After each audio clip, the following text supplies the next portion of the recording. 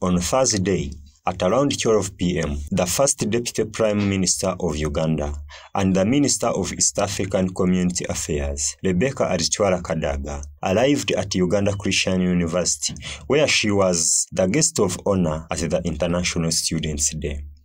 Professor Aaron Mushenjezi, the Vice Chancellor Uganda Christian University, appreciated her work done for East African community and requested her to address problems faced by international students. We do appreciate the work you continue to do for the East African community. We do follow what you do, especially as you fight very aggressively the non-tariff barriers that sometimes we see cropping up, which hamper business in our East African community, which sometimes hamper implementation of our protocols and our treaty, and also free movement of persons and goods in our region.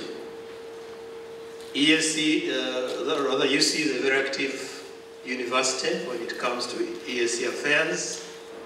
We do have a very big representation of students from the region, from the neighboring countries, Kenya, Tanzania, Rwanda, Burundi, DRC, South Sudan. There are very many students here. And I hope at some point they will share with you some of the challenges they face when they transition to come and study here. There are many issues they think could be harmonized in the region, including paying similar tuition fees across the community, including perhaps having expedited means of getting them residency when they come, doing all the paperwork. If these are addressed by the Ministry of East African Affairs, to go a long way in making our students enjoy a good stay here. In her speech, the Minister of East African Affairs, Rebecca Kadaga, said that they are still negotiating on issues like one area network, common market, free movement of people, among others. Issues like the one area network, Burundi and Tanzania are not part of that one area network. For the last 15 years, they have been saying they're consulting. That one area network will make it possible for us to communicate not very expensively. If you're in Tanzania today, you pay for the call you're making, and you also pay to receive the same call.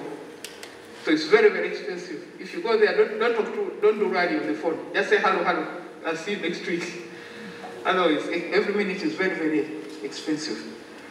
So the other important area, of course, is the common market protocol. The movement of goods, we have talked about it. Movement of persons is not as smooth as it should be. Again, in Tanzania, up to now, Ugandans cannot use their national IDs to travel, but you can do that in Rwanda and you can do it in Kenya. So those are other areas we're still trying to negotiate. Issues of work, freedom of labor. However, Kadaga addresses that East Africa is facing competition from other regional bodies like COMESA, ECOWAS, and IGAD. The overlapping regimes of different regional economic communities. We have the COMESA, some countries are part of ECOWAS, some are part of COMESA. Like us in the East African community, it's only Tanzania which is part of SADC. We are part of IGAD. Tanzania is not part of IGAD. Then the Maghreb countries. So we are all mixed up, and this one also brings competition to the East African community. The guild president of Uganda Christian University, Dumba Timothy, admits that these students are facing challenges, but the coming of Minister for East African Affairs may solve these problems. The international students community, especially in UCU, has a number of problems, but there are not so many, but there are some specific issues that have kept on reappearing year after year that sometimes distract these people from properly learning in class, and a majority of those issues can be addressed by this minister.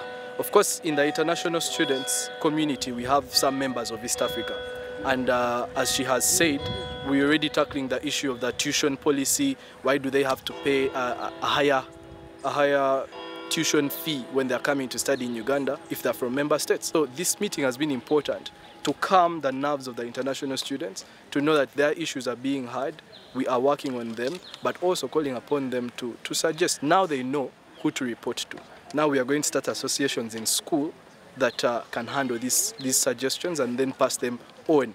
Uganda Christian University every year organizes the International Students Week to embrace unity and diversity of students from other countries. Joshua Niwaha, Cyprian Mutara, Media Link News.